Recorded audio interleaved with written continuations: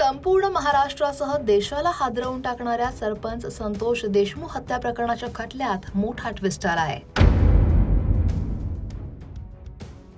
यामुळे या खटल्याच्या शुक्रवारी झालेल्या सुनावणीकडे सगळ्यांचं लक्ष लागलं होतं। या सुनावणीत नेमकं काय झालं ते आपण या व्हिडिओमध्ये पाहणार आहोत।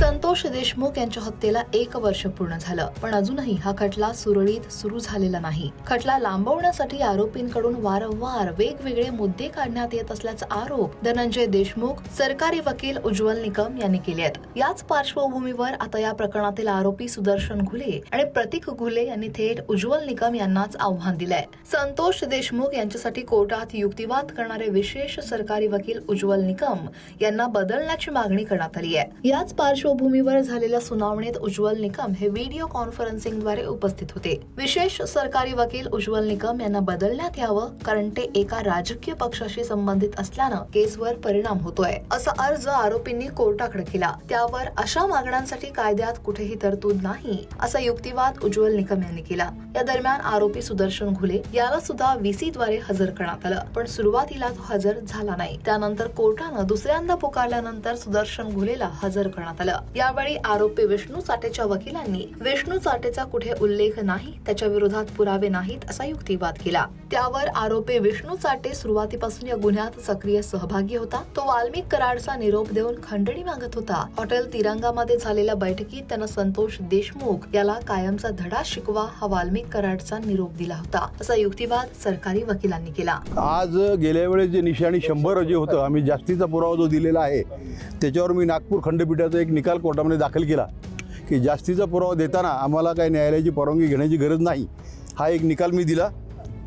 त्यानंतर पुन्हा जो प्रत्यक्ष घटनेचा जो व्हिडिओ होता त्याचा पेनड्राईव्ह आम्ही आरोपीला दिले, पण आरोपीच्या वकिलांनी वेळ काढू करण्याचा प्रयत्न केला की त्या पेनड्राईव्हमध्ये काय आहे हे आम्हाला बघायचं आहे। त्याला उत्तर आम्ही असं दिलं की त्या पेनड्राईव्हमध्ये काही चित्रपट दिलेला नाही, आम्ही तो पेनड्राईव्ह घटनेचा आहे त्याची कॉपी त्यांना आम्ही दिलेली आहे।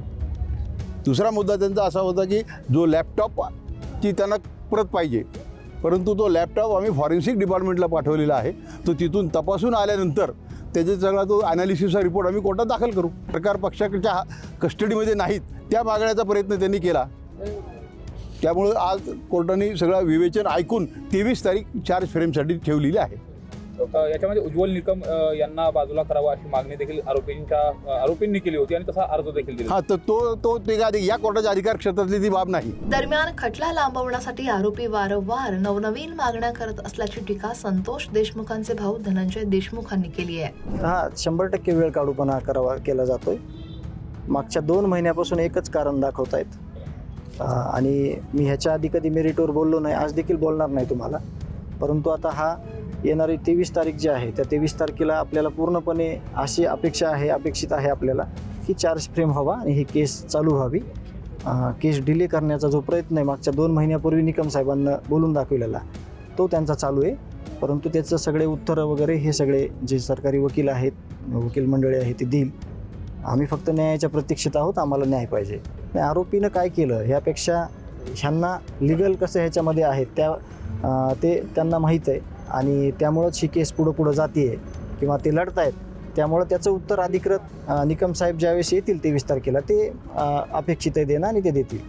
आता प्रत्येक सुनावणीच्या वेळी एखादा आरोपी जो आहे तो आजारी दाखल जातो। आज देखील सुदर्शन घुले असेल, मागच्या प्रतीकच्या संदर्भाचा विषय होता। आता याच्यावर सुद्धा कठोर पाऊल उचलणं हे माननीय न्यायालयाने ठरवावं, कारण का ह्याच्यात असं होतंय की कोणीतरी चक्कर आल्याचं नाटक करतंय, त्याची ECG एकदम क्लिअर येते, त्याचा कुठला काही प्रॉब्लेम येत नाही, परंतु वेळ जातो आणि वेळ गेल्यामुळं आजचा दिवस उद्याचा दिवस परवा असं वेळ काढूपणा तुम्ही जे पहिल्यांदा म्हणलात त्याप्रमाणे चालू आहे। तर तसं न होता आता 23 तारखेला चार्ज फ्रेम होण्याची अपेक्षा आहे आणि ते अपेक्षित आहे आणि ते झालं पाहिजे।